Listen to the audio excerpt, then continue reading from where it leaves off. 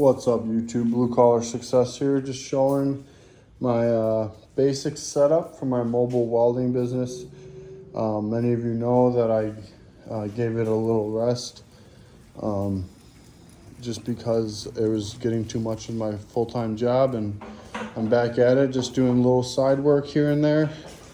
So I don't have a welder generator anymore, but I have this generator I can cart around, and it's not too heavy.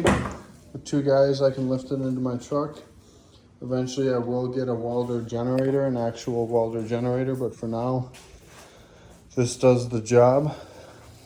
You can see it's got 240, 120, a bunch of 120s for grinders and stuff. So, yeah, it's everything I need it for. And if I have a another plug here for heavier duty welding with a breaker. I had an electrician friend install this, so that's if I need to do any heavy duty welding. This is just a little shop area. It's nothing, it's just a garage, but it's nothing too crazy. Got a chain vise and a couple other stuff that I just use to do some fabrication work. Now, this is the truck I have. It's a 2023 F-150. I got rid of the Duramax. I just didn't need it at the time, and this is way more fuel efficient. It's a 2.7 liter V6 twin turbo. It's the Heritage Edition. I'll be doing a full tour on that later. It's not bad. Obviously, it can't carry as much weight as my Chevy 1-ton Duramax, but I sold that, and I got a pretty good deal for it. That was back when prices were high for used vehicles. Now it's kind of a mess, but the economy is tough and everyone kind of needs extra money right now, so I'm doing side work to just supplement my income.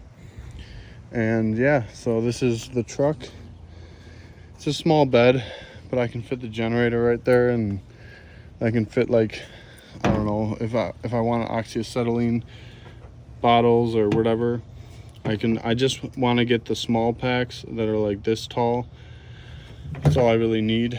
And maybe like an argon bottle, small one, maybe strapped to the side. Now this does have onboard power as well, but it's only a 120, so maybe it could run like a grinder or something, but nothing crazy. And yeah, I'll be going over my tools that I use in my mobile welding business. So here's my two welding hoods. I got a TIG welding hood, MIG. This is my stick welding hood. Now, I mainly do stick welding, repair welding on skid steers, excavators, stuff like that. I'm trying to get more. I'm a pipe fitter by trade, so I'm trying to get more into the pipe fitter side of things. And where's my dog? Connor. That's a good boy. Who's a good boy? Who's a good boy?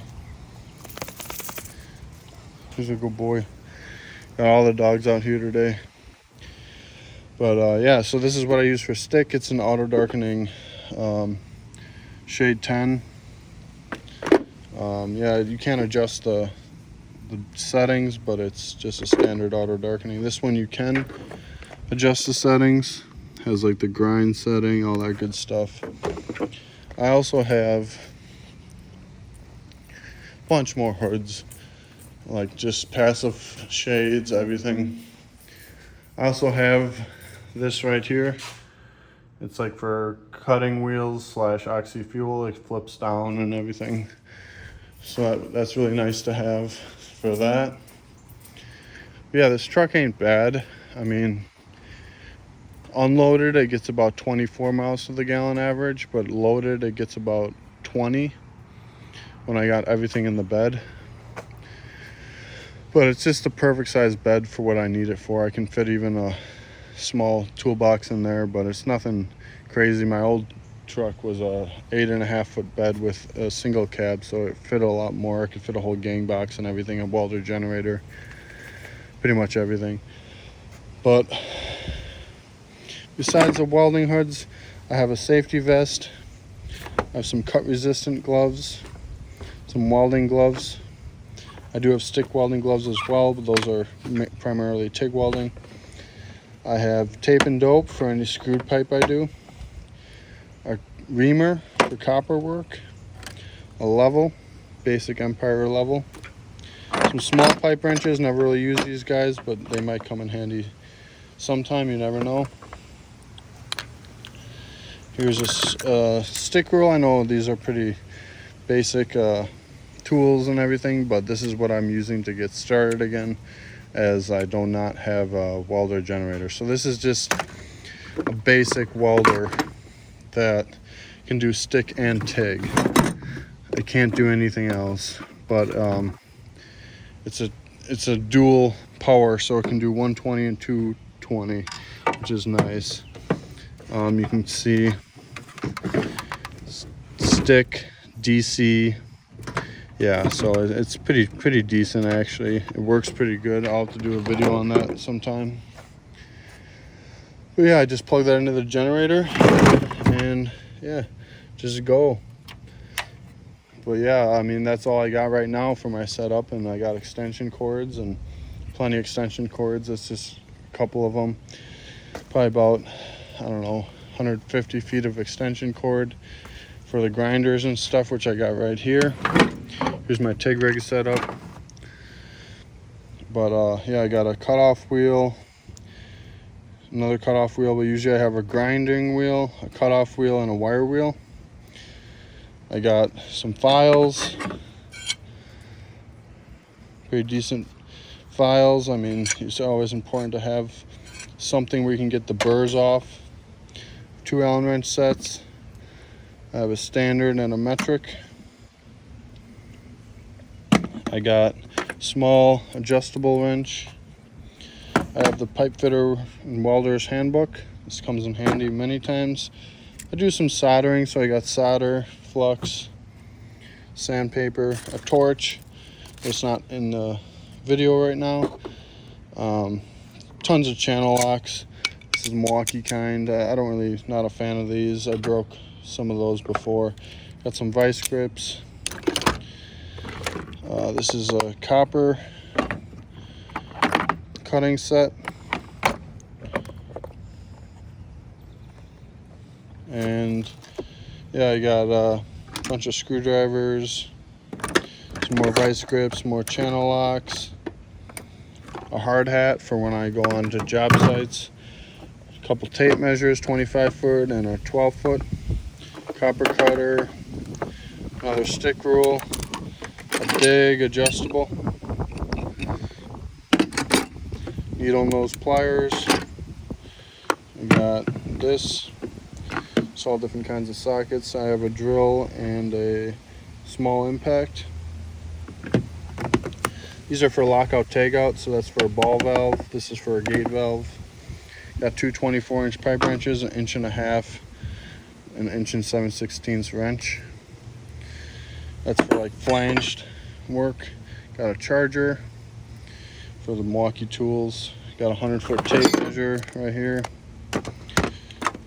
Razor blade, fastback, pretty nice. And I got another pipe wrench, so, and a wrench set. Forgot about that. Just a standard wrench set. Missing some, they're somewhere. But yeah, it all goes all the way up to 1 inch, from 1/4 inch to 1 inch.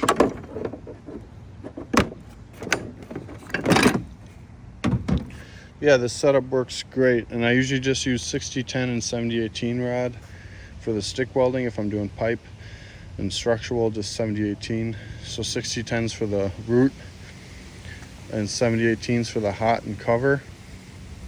And it depends if I'm doing Sked 40 or Sked 80 pipe. But if I'm doing stainless, I'll do TIG.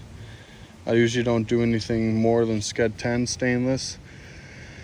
Usually just fuse it and walk the cup. I don't really use filler wire. I try not to do anything too super heavy duty with stainless. I try to mainly trying to get into some brewery work and maybe some stuff like that. We're a bunch of breweries near me. Yeah, that's pretty much my setup. So I usually put the generator in the corner here, right around here.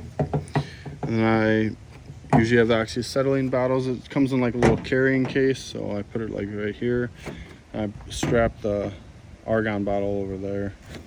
And just have like a little toolbox right here with all these tools, maybe a couple tool bags.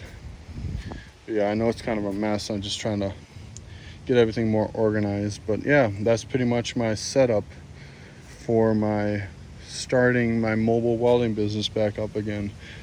And this is a very bare bones setup, but like I said, I'm trying to niche down and find a good like market to